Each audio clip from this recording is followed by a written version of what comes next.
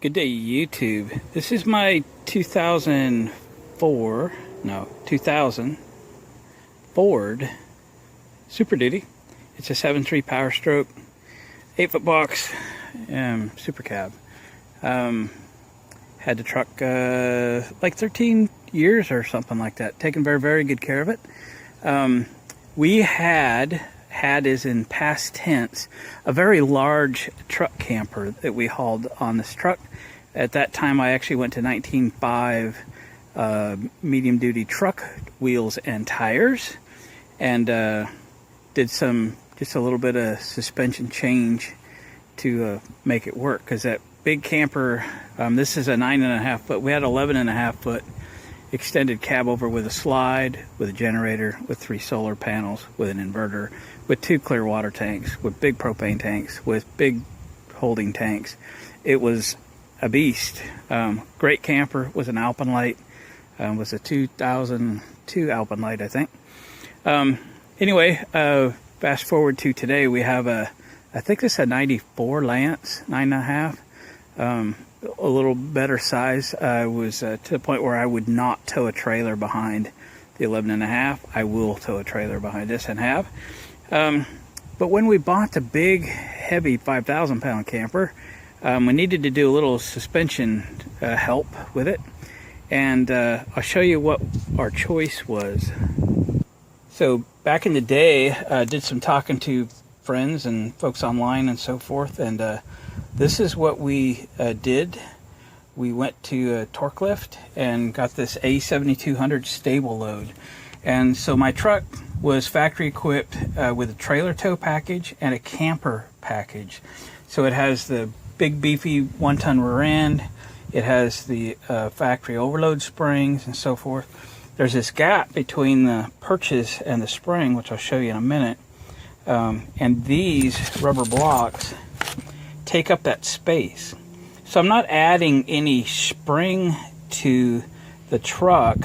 What I am doing is utilizing the springs it had, and I'm engaging those springs early.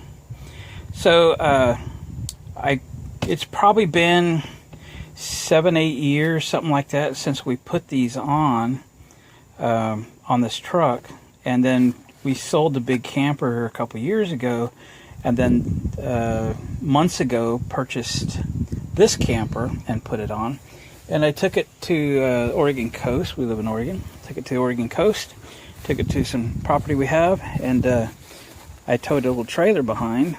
And when I got to our property, there was all this chunks of rubber. So you can see there's what that block looks like, and you can see that one's coming apart. And you can see this one is apart.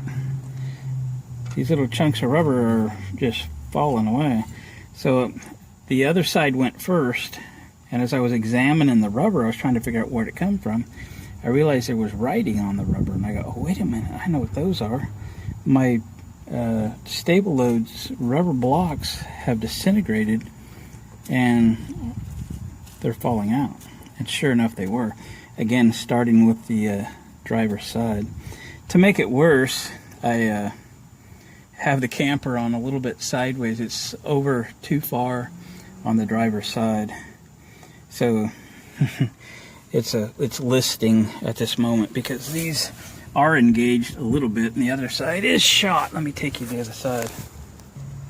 So there they are, and they were destroyed by the time I got to the Oregon coast for the most part, because again, the trailer I was hauling, full flatbed trailer with a riding mower on it, was just peppered with little pieces of rubber from these guys. So I'll show you what the solution is. So when I got back home after that maiden voyage with this camper, I contacted Torquelift and told them about my situation.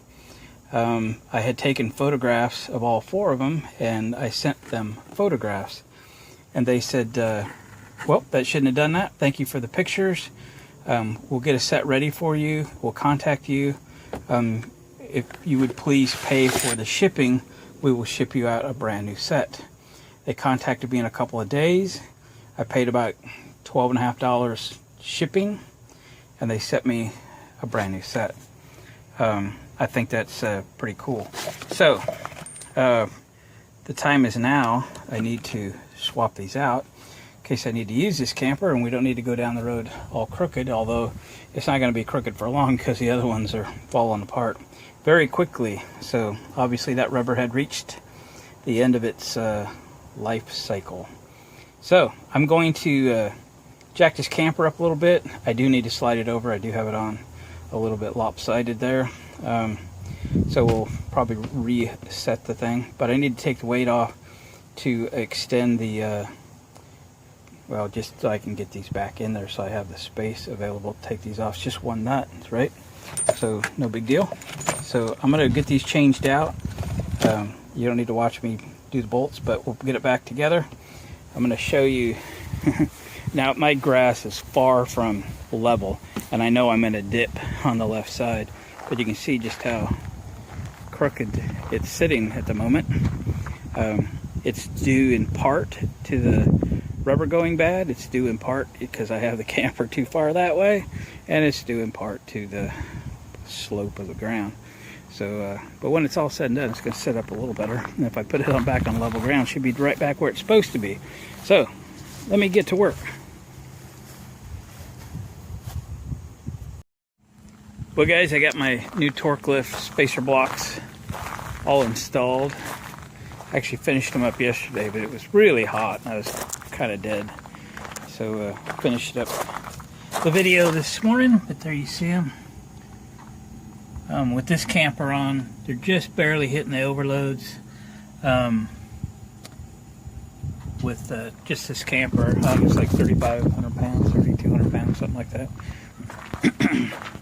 But with the big camper we had, yeah, it really needed them. I do highly recommend those blocks,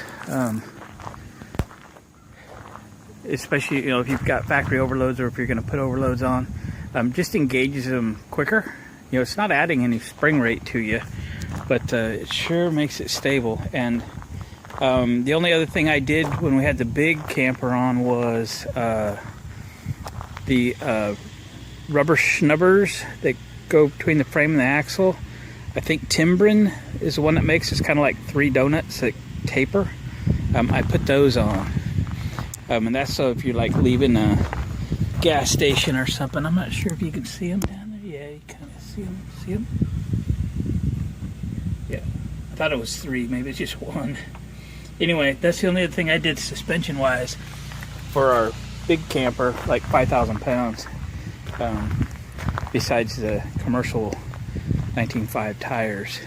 But we're back to 16.5s on this, put new Coopers on it. This camper isn't near that heavy, and these tires just do great, so we'll do that. So again, highly recommend those spacer blocks, not only for the performance, but when they went bad, the company stepped up and sent me new ones for the cost of shipping, $12.50. That's all I paid. They're like $3.50, $3.75, something like that's what they cost. So I'm glad I didn't have to. I would have if I needed to, but I'm glad I didn't have to cough up the cash to replace those when they went bad. So good product. Company stood behind them, sent them to me. They're not difficult at all to put on. The holes are already there. It's just a matter of I had to jack the camper up, take the weight off the truck to fit them in there. No big deal. So got her done, even took her down to the car wash and got some of the dirt off of it. And we'll park it again for a little while, gang. Appreciate you watching the videos. If you haven't subscribed to the channel, you might consider doing that. Videos have kind of slowed down as I'm back to work here for a while, at least a year or two. But we'll keep this channel going and off to the next adventure. We'll catch you on the next video. Give me a thumbs up on the way out, please.